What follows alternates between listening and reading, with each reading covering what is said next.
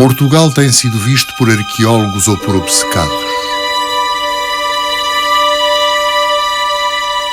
São horas de tentar compreendê-lo de outro modo, de fazer uma radiografia profunda que revela a solidez do esqueleto sobre o qual todo o corpo se mantém. Temos de conhecer a nossa terra, mas conhecê-la por dentro, sem preconceitos de nenhuma ordem. Amá-la sim, mas objetivar-lhe tanto quanto possível os defeitos e as virtudes, para que o nosso afeto seja fecundo e progressivo. Não é por nacionalismo que seria tolice, é por funda necessidade cultural que eu peregrino esta pátria. A realidade telúrica de um país, descoberta pelos métodos de um almocreve, é muito mais instrutiva do que 30 calhamaços de história, botânica ou economia.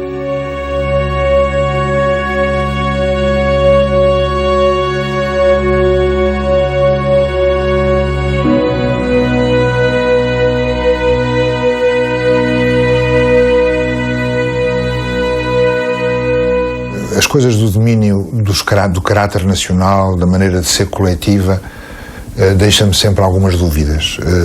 O Torga falava muito da maneira como os portugueses eram, como os portugueses se comportavam, como os portugueses sofriam, e nisso tínhamos uma diferença. Mas eu acho que o interessante é perceber, não é a realidade estatística das coisas que ele dizia, mas é a de falar sempre nas essências e nunca nos acessórios, sempre na essência das coisas e na essência dos homens, que era um dos seus atributos. Gosto de rever certas paisagens, ainda mais que reler certos livros. O difícil para cada português não é sê-lo, é compreender-se. Nunca soubemos olhar-nos a frio no espelho da vida. Cada qual procura-se onde se sente perdido. Eu perdi-me em Portugal e procuro-me nele. Ele correu o país de lesma a lesma e, à sua maneira, tirou-lhe um retrato, que era o retrato de Portugal, ainda muito à margem dos países mais avançados da Europa, não é? Mas no qual ele reconhecia uma autenticidade, uma força, não é? Uma inocência ainda, estado que o encantava, não é? O Torga, um pouco como o Aquilino, de outra maneira, não é? Foram os grandes retratistas, não é? De um Portugal que já não existe nesses termos em que ele o descreve na sua obra, mas está lá todo na sua obra, não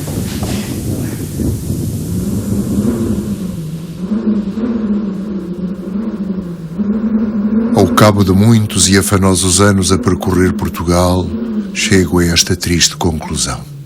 De tudo o que fomos, restam-nos apenas a paisagem e a língua, o chão e o verbo.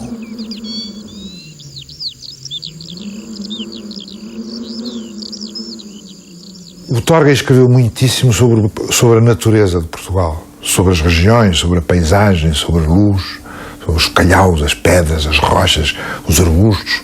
O grande sofrimento dele não era com a natureza, era com os portugueses. Os portugueses eram pobres, os portugueses eram invejosos, os portugueses não se compreendiam, não se olhavam ao espelho, tinham aquela espécie de encantamento com a história passada, com a história que outros fizeram, que os antepassados fizeram, com as glórias que os antepassados fizeram, não com as deles. Eu não sei se estou a abusar na minha interpretação, mas creio que há muito dele nisto. Ele queria que os portugueses fossem capazes de uma atitude realista perante eles próprios, fossem capazes de perceber a sua pequenez, ou a esperança, ou o seu trabalho. Os portugueses são complacentes com eles próprios. Eu estou a utilizar termos que não gosto muito de utilizar, porque também há portugueses não complacentes. O Torga não gostava dessa espécie de complacência dos portugueses com eles próprios. Explicar Portugal. O que digo ou escrevo nunca me satisfaz, mesmo quando os outros se dão por esclarecidos. Parecendo que não, é misteriosa esta realidade pátria. Pequenez territorial, infinitamente diversificada, palco de uma história que excede as crónicas, berço de um povo de impenitentes vagabundos, toda a descrição a diminui e nenhuma síntese resume. Cabe nos mapas, mas não cabe nas palavras. Ele tinha um problema já mais resolvido com Portugal, de sofrimento. E eu acho que o sofrimento é o traço principal da sua obra e da sua vida. Sofrimento com a poesia, com o reconhecimento, com a sociedade que o rodeava, com a liberdade. A propósito de tudo e de nada, o Torga parecia que vivia sempre em carne viva. Aquilo era com a própria poesia. Obedientes e sem mais delongas, no mergulho de alcatrazes, atirámo-nos então daquela rocha branca ao abismo azul e descobrimos-nos. Encontrámo-nos universais em toda a parte do globo, mas sobretudo dentro da nossa própria perplexidade. Já não éramos apenas de Sines, de Belmonte ou de Vila Real, éramos daí e também da certeza de que pisávamos um planeta redondo.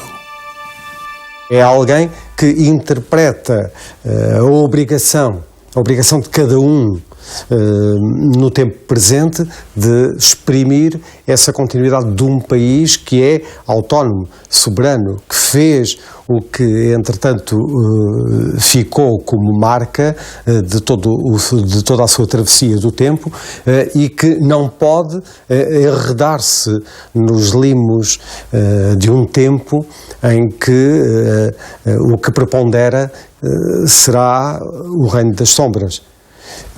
Ou então o reino das indefinições, do inconcreto, do que se não estabelece, do que se não orienta, do que se não transmite em ato como forma de felicitação de todos. Eufóricos, porque justificados, vimos-nos por algum tempo legítimos cidadãos do mundo.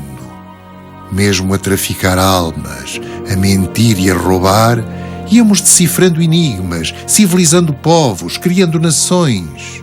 Depois, esquecemos a lição.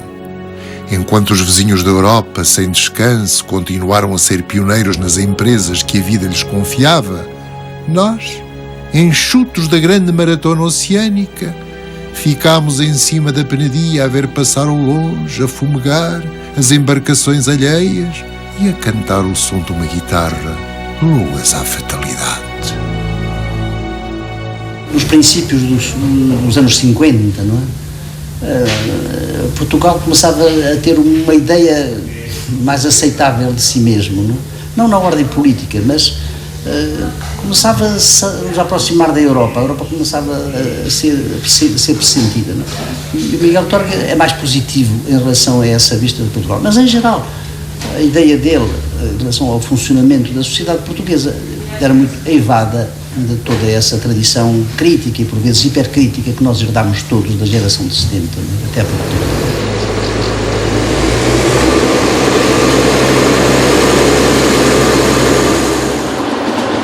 Não temos civismo, não temos riquezas, falta-nos juízo, mas deu-nos Deus um caleidoscópio único no mundo para suprir o resto. O resto, que é só amargura.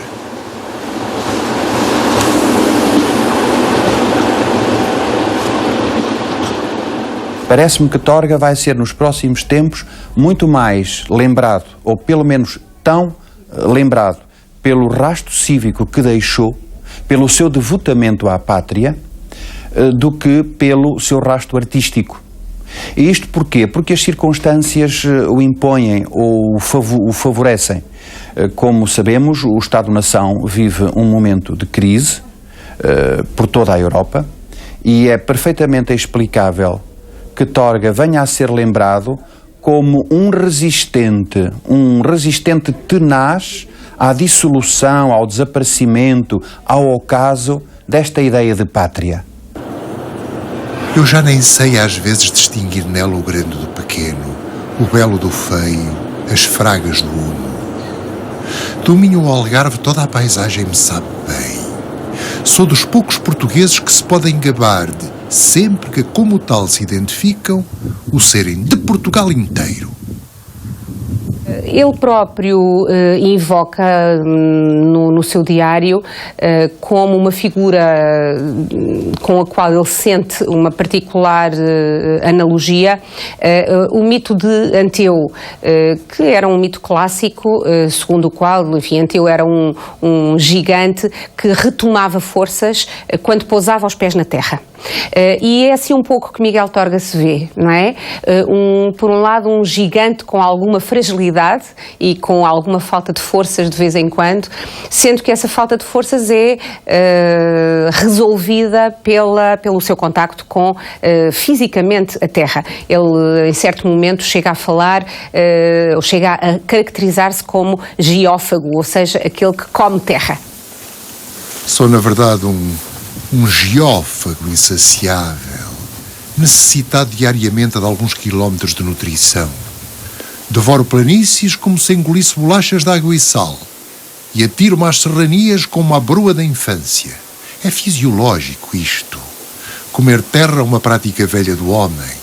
Antes que ela o mastigue, vai-a mastigando ele. Ele acrescenta uma coisa que é significativa: ele tem de reduzir o tamanho do gigante à escala humana. Portanto, é um gigante, Anteu é um gigante, mas é um gigante não para falar de gigantes, é um gigante para falar dos homens. E dos homens que justamente têm uma escala humana, uma escala mais reduzida. O mal, no meu caso particular, é que exagero. Empanturro-me de horizontes e de montanhas e quase que me sinto depois uma província suplementar de Portugal. Uma província ainda mais pobre do que as outras, que apenas produz uns magros e tristes versos. Há um outro Portugal de Miguel Torga, que eu julgo que é também muito importante, que é o do diário. E aqui estamos a falar de alguém que durante décadas, e em mais de 15 volumes, salvo erro, escreveu metodicamente uma relação diarística com o seu país e com os outros. Mas essa relação diarística de Miguel Torga com Portugal não é uma relação diarística qualquer, não é um diário puramente confessional, embora tenha muito efetivamente confessional, e não é também um diário burocrático daqueles que se escrevem por obrigação todos os dias.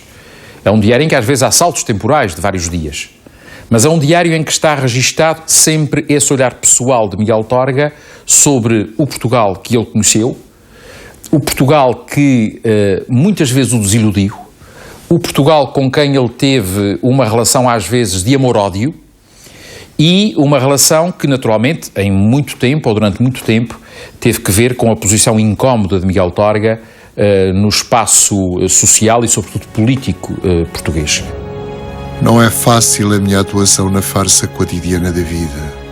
Calou-me em sorte ser o mal da peça, o inconformado, o frontal, o desmancha-prazeres, e lá vou desempenhando o papel com a proficiência possível, a saber que me espera sempre uma pateada no fim de cada cena. Mas não posso nem quero meter-me noutra pele. Era um homem que detestava um pouco, não é? O que nós chamamos de jogo social, não é? E sobretudo o jogo social que se desenvolve nas cidades, não é? Ele era verdadeiramente não só da província, mas era de uma aldeia, não é? E do sítio dos mais arcaicos cá do nosso país, que são a Beira e Trás-os-Montes. Ele era um transmontano a tempo inteiro. Vê-se primeiro um mar de pedras, vagas e vagas sidradas, hirtas e hostis, contidas na sua força desmedida pela mão inexorável de um Deus criador e dominador. Tudo parado e mudo. Apenas se move e se faz ouvir o coração no peito, inquieto, a anunciar o começo de uma grande hora. De repente, rasga a espessura do silêncio uma voz de franqueza desempenhada. Para cá do Marão, manda os que cá estão. Alguma da sua melhor poesia encontra-se no diário, justamente, e documenta os temas fundamentais da sua obra, um dos quais é, sem dúvida, a relação entre o serrano solitário, confinado a essas partes longínquas da terra portuguesa, e por outro lado o mar, que é a abertura para a comunicação, para o exterior, para o desconhecido. Eis o que nos diz no poema Visita. Fui ver o mar. Homem de polo a polo, vou de vez em quando olhá-lo, enraizar em água este marão que sou. O marão que é a serra, que é o nome da serra, mas curiosamente Marão é um grande mar também. E diz o poeta: da penaria triste pus-me a olhar aquele fundo dentro do qual existe o coração do mundo, e vi, horas a fio, a sua angústia de ser uma espécie de rio que não sabe correr.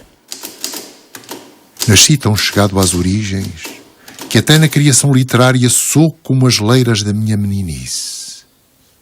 No fim de cada colheita pareço estéril, maninho, em restolho. Bem teimo, de nada vale, não me sai um verso. Tenho de deixar vir o tempo das sementeiras. Então estrumo, lavro, cavo, grado e semeio, e depois colho os frutos do suor. A religião, no sentido etimológico e no sentido mais lato, significa uma religação, uma religio. E é essa religação que Miguel Torga concebe através da natureza e da ligação ao torrão, propriamente dito, onde o homem tem as suas raízes. Sem essa religação aos ritmos naturais, o homem não pode conceber-se. E, portanto, um homem, para ser homem, precisa de pensar a sua religação à terra. Cá estou de novo plantado no centro da minha paisagem, como uma macieira no centro da sua leira. De um lado a escadaria que leva o Douro e do outro o iceberg do Marão.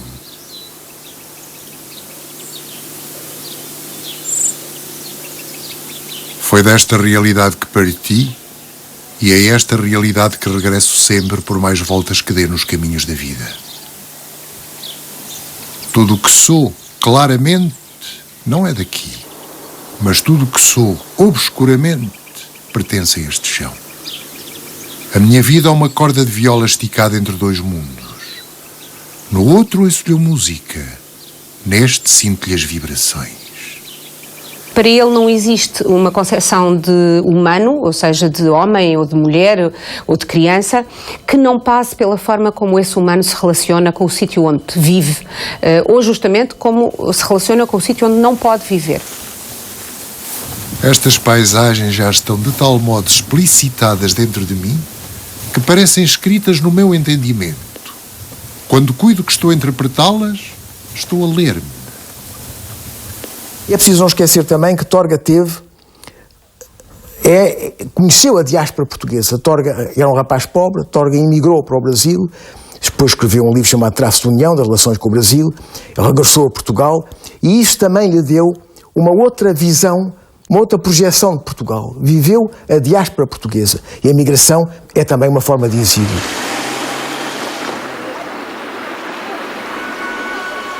São Martinho é um reduto ideal. Uma fortaleza a que me abrigo 2 ou 3 vezes por ano e onde me sinto inexpugnável todos os dias.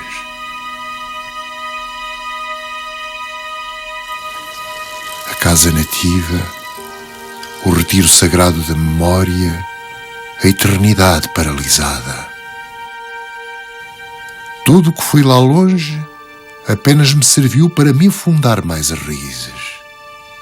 Vou e venho, perco-me por lá e encontro-me aqui. Desde há muito que eu sei que sou usufrutuário de uma herança sagrada, que só merecerei se nunca me esquecer que São Martinho é o berço onde tenho de nascer todas as horas e morrer um dia.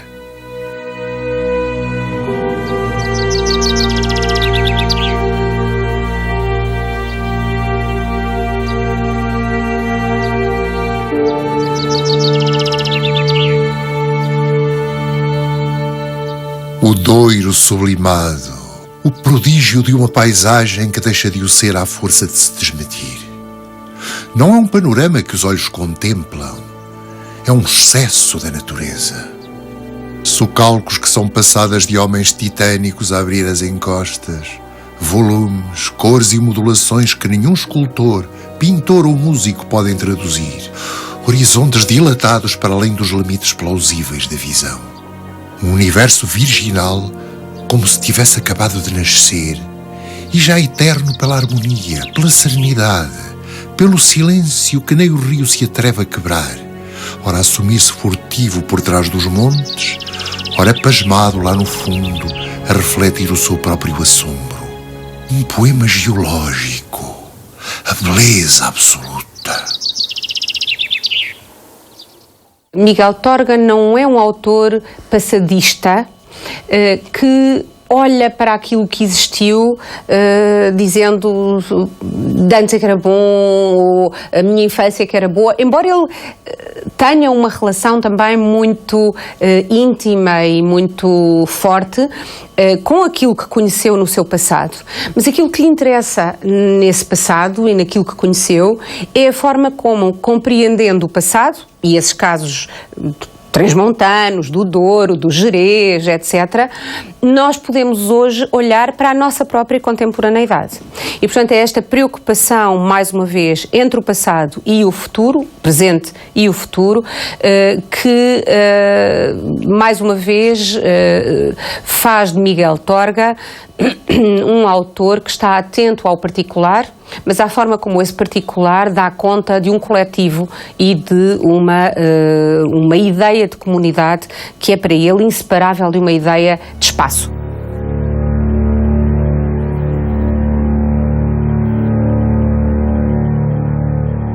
Vou falar-lhes de um reino maravilhoso. Embora muitas pessoas digam que não, sempre houve e haverá reinos maravilhosos neste mundo. O que é preciso para os ver é que os olhos não percam a virgindade original diante da realidade e o coração depois não hesite. Terra quente e terra fria, léguas e léguas de chão raivoso, contorcido, queimado por um sol de fogo ou por um frio de neve. Serras sobrepostas a serras, montanhas paralelas a montanhas. Nos intervalos, apartados entre lapedos, rios de água cristalina, cantantes, a matar a sede de tanta aridez. E de quando em quando, oásis da inquietação que fez tais rugas geológicas. Um vale imenso, de um humus puro, onde a vista descansa da agressão das penedias. Veigas que alegram Chaves, Vila Pouca, Vilariça, Mirandela, Bragança e Vinhais. Mas novamente o granito protesta. Novamente nos acorda para a força medular de tudo. E são outra vez serras até perder de vista. Quem me ensinou que o Douro é sofrimento foi ele. Que o Douro é violência. Eu há muito tempo que gosto de ver, estudar, filmar, fotografar e escrever sobre o Douro, mas foi nessa altura, 15 anos, 16 anos, 17 anos, era novinho, sabia pouco ou nada, e o Douro para mim era a festa da vindima, os lagares, tudo aquilo é uma festa pegada. E ele começou muito cedo, e sei que o escreveu várias vezes, em vários sítios. Ele dizia, o Douro é uma enorme violência que é precisa para viver o Douro e para fazer o Douro. E ele contava a história dos socalcos feitos a mão, feitos a pé, feitos a pulso, subir as montanhas até lá acima para fazer o Douro, para fazer os socalcos, para plantar a vinha, transportar os cestos com 70 quilos de uvas às costas, subir e descer com 70 quilos às costas, uma coisa com 30, 40, 45 graus, às vezes mais de 45 graus de calor, pé descalço no meio do xisto. O xisto está a ferver, está a pedra escaldante, e os homens e as mulheres andavam pés nus em cima do xisto. Depois de trabalhar 12, 14 horas por dia a cortar uvas, a transportar uvas, a ir para os lagares, à noite ainda era preciso, a partir das 8 da noite ou das 9 da noite, ir cortar o lagar ou pisar a uva até à meia-noite, 1 da manhã, tudo isto à custa de músculo, de força, de nervo, de raiva, de pobreza e de aguardente. Cingido à realidade humana do momento, romanceei um Douro atribulado de classes, injustiças, suor e miséria. E esse Douro, felizmente, está em vias de mudar. Não tanto como querem fazer acreditar certas más consciências, mas, enfim, em muitos aspectos é sensivelmente diferente do que descrevi. Desapareceram os patrões tirânicos, as cardenhas degradantes, os salários de fome, as rogas descem da montanha de caminhoneta, a alimentação melhorou, o trabalho é menos duro. Também o rio já não tem caixões, afogados em albufeiras de calmaria. Esta espécie de violência implícita que há naquela região, que hoje parece uma região pacífica. O rio está pacificado. Ele sofria, o Torga dizia, domesticaram o rio. Oh rapaz, já não há caixões, já não há rápidos, está tudo domesticado. Isto parece um gato caseiro, um gato doméstico. Os montes hoje parecem pacificados, não há raramente o trabalho manual que foi preciso. O Douro é lindíssimo, mas debaixo daquela beleza está uma enorme violência, um enorme trabalho, e foi ele que me ensinou, quando eu era pequeno, que me ensinou a perceber isso. Não pode haver no mundo coisa mais bela que o Val do Pinhão. A gente olha de cima e não está mais na terra. Debruça sobre um abismo de cor, ao fim do qual 2 rios se bebem com sede um do outro. Os 2 momentos em que eu o sinto mais interessado na paisagem, já não sei, acho que é no Portugal, creio eu, em que ele diz em Portugal há 2 únicas coisas realmente grandes, que é Trás-os-Montes e o Alentejo. E ele aí deixa assim um bocado, e fala menos dos transmontanos e menos dos alentejanos, e fala mais das pedras, das rochas, do sobreiro, do montado, da luz, dos declives, dos morros. E ele é, como nesse mesmo livro que ele fala do Minho, e ele detesta o Minho, que é um pesadelo verde, é tudo verde. Um solo que não se mostra de tão revestido perturba qualquer observador. Desanimado, meti para Castro Laboreiro à procura de um Minho com menos milho, menos couves, menos erva, menos videiras de enforcado e mais meu. Um Minho que eu não fosse, afinal. Ele não era bucólico, por nada. Há contos dele, naqueles contos dorienses, alguns pequenos contos, algumas pequenas histórias que ele conta em alguns dos dias da criação do mundo, e ele não é bucólico por nada. O lirismo campestre não lhe interessa nada, ele está sempre preocupado com a rudeza, o trabalho, a violência, a crueldade. Estou-me a lembrar de um conto dele, chamado O Abafador, que é terrível, que conta a história de um abafador que vai, no fundo, fazer eutanásia. Naquela altura chamava-se abafar, não se chamava fazer eutanásia.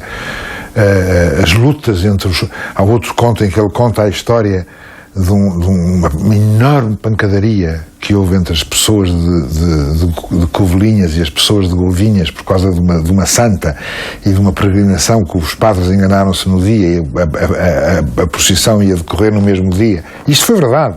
E as pessoas, de repente, as 2 procissões encontram-se e ao fim de 1 hora estava tudo a partir e escavacar, a partir a cabeça uns dos outros, com pernas de santos, braços de santos, com bocados dos altares e dos andores.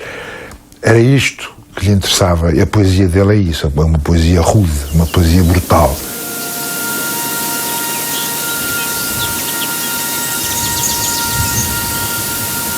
Encontrei-o logo 2 passos adiante, severo, de corcelo e carapuça. A relva dera finalmente lugar à terra nua, que parda como o burel, tinha ossos e chagas. A Peneda, o Soajo e o Lindoso. O nunca mais acabar de espinhaços e de abismos, de encostas e planaltos. Um mundo de primária beleza, de inviolada intimidade, que ora fugia esquivo pelas brenhas, tímido e secreto, ora sorria de um postigo acolhedor e fraterno. Ah, agora sim. Agora podia, em perfeita paz de espírito, estender a minha ternura lusíada por toda a portuguesa Galiza percorrida. Pano de fundo, o mar de terras baixas era apenas um cenário esfumado. À boca do palco, refletiam-se nas várias albufeiras do Cávado a redonda pureza da Cabreira e a beleza sem par do Gerês. E o espectador emotivo já não tinha necessidade de brigar com o cavador instintivo que havia também dentro de mim.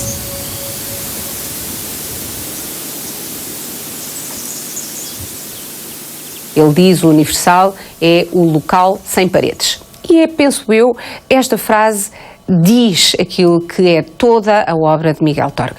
Ele não está interessado no local apenas por ser local, ele está interessado na forma como o local, sem paredes, e esse é o trabalho do escritor, é tirar as paredes ao local, esse local pode ser uma imagem do Universal. Sou um português hispânico. Nasci numa aldeia transmontana, mas respiro todo o ar peninsular.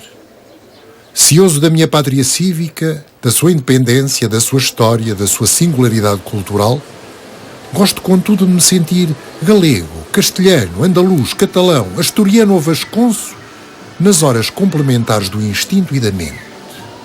Este é um dos paradoxos. Ele tinha um amor e um ódio e um afeto enorme por Portugal, mas era o mais ibérico dos poetas portugueses e talvez o mais iberista, o mais ibérico dos intelectuais portugueses do século XX. Filho ocidental da Ibéria, a Espanha foi sempre um dos meus pontos de honra. Desde que num remoto dia fui a Santiago de Compostela ver o Portal da Glória, nunca mais pisei o seu chão ou pronunciei o seu nome sem amor. É sabido que o nome de Miguel Torga é um pseudónimo, não é?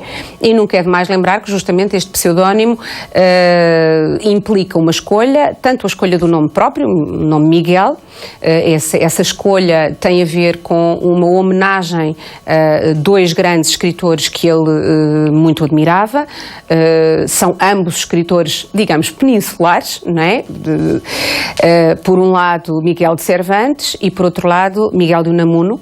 E, portanto, a sua escolha não é uma escolha enfeudada à literatura portuguesa no sentido estrito do termo, e Torga como justamente uma ligação também à natureza, não é? Torga como uma urze da montanha que ele vai buscar como símbolo do seu enraizamento, não é? E ao mesmo tempo não é uma árvore frondosa, é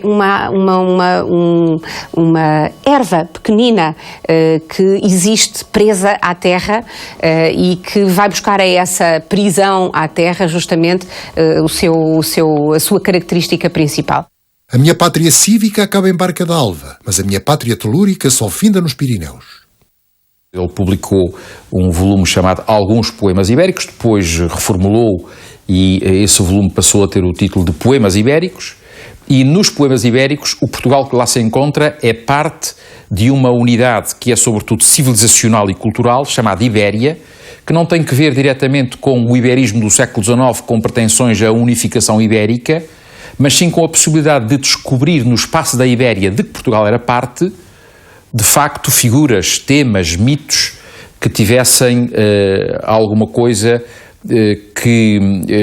em que ecoasse também Portugal como parte dessa Ibéria. E, curiosamente, é na Ibéria que o Miguel Torga português, de raízes transmontanas, encontra, de alguma maneira, o patrono ou os patronos para alguma coisa do seu pseudónimo. Não se pode fugir ao magnetismo do ímã que tudo atrai, que tudo dispõe. E é justo. Se alguma coisa de verdadeiramente sério e monumental possui a beira, é justamente a serra. Portugal tem outras mais belas e agrestes. O Gerês, por exemplo. Outras com mais incorruptibilidade, o Marão, para não ir mais longe. Outras mais luxuriantes, como Monchique. Mas nenhuma se lhe compara na maneira larga como expande a respiração num modo aberto como desdobra um manto.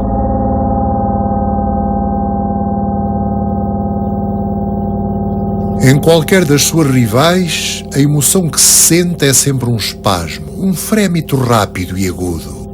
Na estrela, porém, é um demorado fruir de sensações feitas de surpresas sucessivas.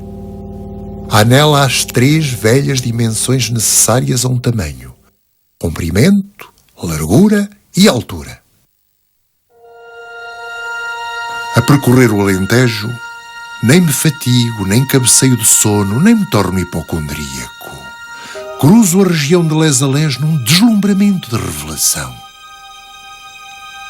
Nada me emociona tanto como um oceano de terra extreme, austero e viril. A palmilhar aqueles montados desmedidos, sinto mais perto de Portugal do que no Castelo de Guimarães. Tenho a sensação de conquistar a pátria de novo e de a merecer. O chão das outras províncias já se não vê, ou porque vivo coberto pela verdura doméstica de 8 séculos, ou porque a erosão levou toda a carne do corpo e deixou apenas os ossos. Mas a terra alentejana pode contemplar-se ainda no estado original, virgem, exposta e aberta. E é nela que encho a alma e afundo os pés, no encontro da raiz com o humus da origem. Aproveitando os incentivos do meio e os recursos do seu gênio, o alentejano faz milagres. A própria paisagem sem relevo o estimula. Faltava ali o desenho e a arquitetura que nas outras províncias existem na própria natureza. Pois bem, concebeu ele o desenho e a arquitetura. E na mais rasa das planícies, ergueu essa flor de pedra e de luz que é Évora. Isto é uma ida dele a Évora em 1942, onde ele diz: ora, nenhuma cidade nossa, salvo esta, foi capaz de me dizer com pureza e beleza que eu sou latino, que eu sou árabe, que eu sou cristão, que eu sou peninsular, que eu sou português, que eu sou esta trágica mistura de sangue místico e pagão. E mais adiante acrescenta: hoje, numa das minhas peregrinações por esta terra portuguesa, que eu amo como um namorado. Se estivesse nas minhas mãos, obrigava todo o português a fazer uma quarentena ali.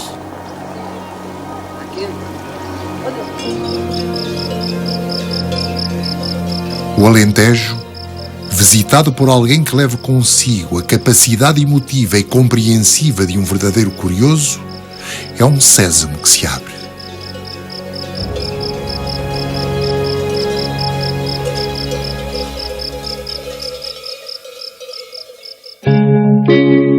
O Algarve, para mim, é sempre um dia de férias na pátria. Dentro dele nunca me considero obrigado a nenhum civismo, a nenhuma congeminação telúrica nem humana. Passado o caldeirão, é como se me tirassem uma carga dos ombros. Sinto-me livre, aliviado e contente, eu que sou a tristeza em pessoa.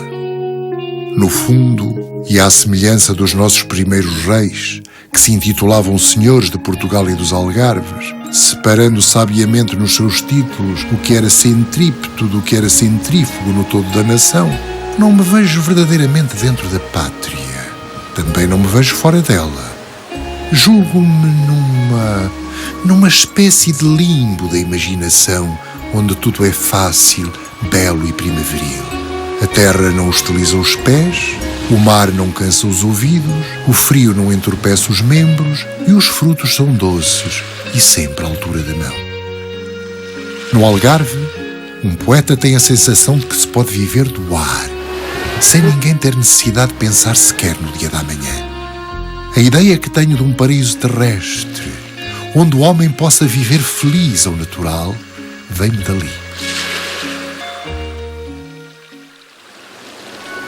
Terra de encruzilhadas da história, sem a imutabilidade psicológica do Porto ou de Coimbra, iguais desde que a nação principiou, talvez fosse preciso vê-la de manual na mão, encarando-lhe a significação profunda em função do tempo.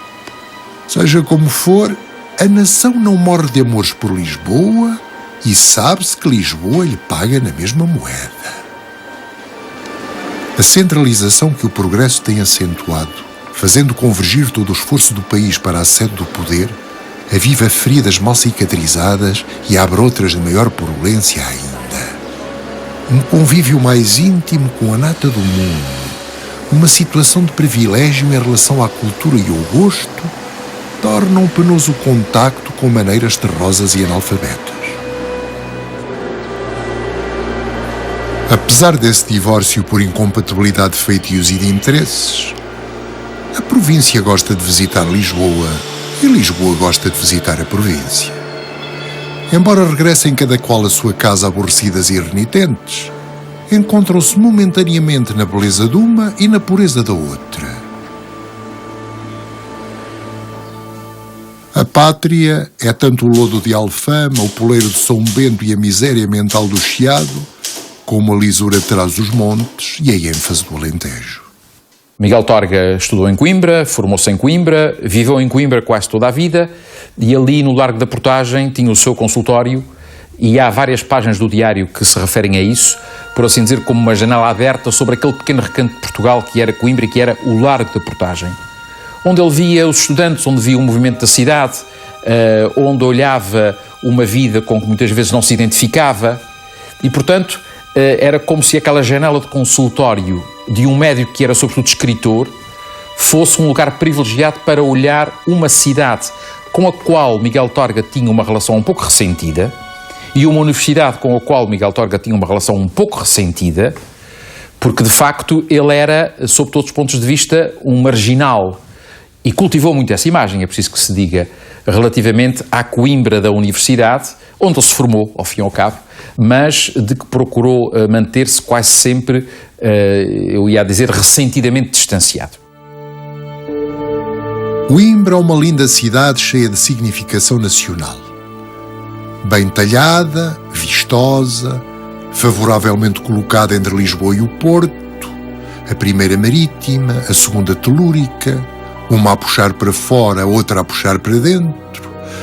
Ela representa uma neutralidade vigilante, fazendo osmose do espírito que parte com o corpo que fica.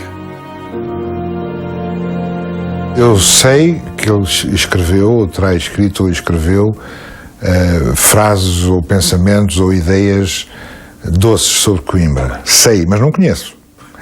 Na minha vida, nos contactos pessoais que tive com ele, eu raramente o ouvi dizer qualquer coisa de agradável de Coimbra. Mas sei que ele também disse, o que também escreveu, e com amigos de Coimbra que eventualmente terá dito ou terá apreciado a cidade ou alguma parte da vida da cidade. Mais do que razões sociais, foram razões geográficas que a fadaram. Uma terra de suaves colinas, de verdes campos, banhada por um rio plano, sem caixões, a meio de Portugal, tinha necessariamente de ser o centro espiritual, universitário da pequena pátria lusa. Também a nossa alma é de suaves relevos, de frescas paisagens e banhada por uma corrente doce de amor e conciliação. Nenhuma outra cidade como Coimbra testemunha tão completamente, na sua pobreza arquitetónica, na sua graça feita de remendos e pitoresco, nos seus recantos sujos e secretos, os limites da nossa capacidade criadora, a solidão da nossa alma e o jeito camponês com que nascemos para tirar efeitos cênicos do próprio gesto de erguer uma videira. Nem a monumentalidade de Oxford, nem a severidade de Salamanca. Apesar disso, foi de Coimbra que saíram Camões, Garrett, Antero, Hesse, António Nobre, Afonso Costa e outros. Não tendo capacidade formativa, a Universidade desperta por isso mesmo uma premente necessidade de reação. E é negativamente que acaba por fazer chispar a centelha criadora em todos aqueles que por ela passam e desiludidos a abandonam ou guerreiam. E depois, mais tarde, ouvi dizer, ou disseram, que ele também, que era amor e ódio, que gostava de Coimbra e odiava Coimbra. Eu essa parte dele gostar de Coimbra não recordo. Ele não gostava das bebedeiras, a malta dos estudantes que se embebedavam, ele não gostava da pompa excessiva da borla e capelo e aquilo tudo. E talvez, talvez, nestas coisas é assim, talvez a Universidade de Coimbra nunca o tenha reconhecido também. Ah, sim, Coimbra é uma linda cidade, cheia de sentido nacional. Não há nenhuma mais bela no país, e muito do que a nação fez de bom ou de mau, fê-lo aí e teve aí a sua gênese. Nesse pequeno volume de Portugal, na primeira edição, no capítulo dedicado a Sagres, é um capítulo perfeitamente conforme com a visão de Oliveira Martins. Portugal meditativo, à beira do Sagres, como uma história perdida. Note que esse eco é o eco que se encontra no fim da mensagem do próprio Fernando Pessoa.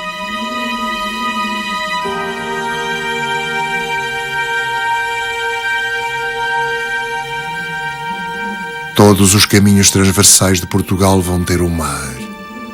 Verificá-lo é avivar na consciência a nossa razão de ser, que nascemos para embarcar, ou de imediato, ou na lembrança, ou na imaginação.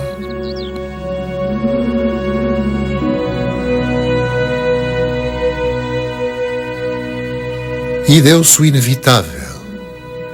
Como aquelas realidades que se desconhecem, embora continuamente presentes a nosso lado, assim o teimoso promontório de esperança, há séculos, permanece ignorado junto de nós.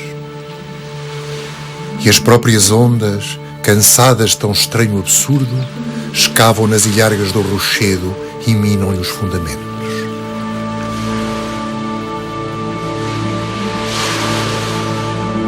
Indignado, o mar português quer destruir o pesadelo, ou pelo menos transformá-lo numa ilha onde não possam chegar peregrinos da impotência.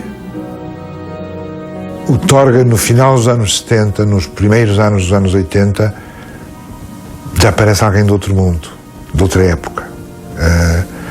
E são algumas pessoas mais velhas, com 60 anos, 70, 80, com a idade dele, que ainda o recordam, mas ele se sente que já não é deste mundo. Ele sente que já é um pergaminho, que já é uma relíquia, se quiser. E isso aumentou o sofrimento dele. Porque ele ficou... Ele tem, com o 25 de Abril e com as liberdades, ele tem um sentimento de epifania. Andei eu nisto 60 anos e finalmente eu queria viver um dia em liberdade. Isso ele disse e escreveu e cantou em poesia. E depois, com o andar do tempo, ele percebeu que era um novo mundo, mas que era um mundo que já não era dele, ou que já era pouco dele. Isso aumentou o seu sofrimento. Eu creio que os últimos anos dele foram anos amargos de muito sofrimento também.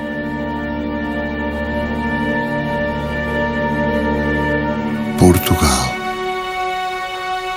Foi a procurar entendê-lo que compreendi alguma coisa de mim. As pátrias são espelhos gigantescos onde se reflete a pequenez dos filhos. À nossa medida, herdamos-lhe a dimensão e a singularidade. Todos os alcáceres Quibir e todas as algebarrotas estão em mim. Descobri mundos e ando repartido por eles. Tenho também 800 anos de idade e pareço uma criança.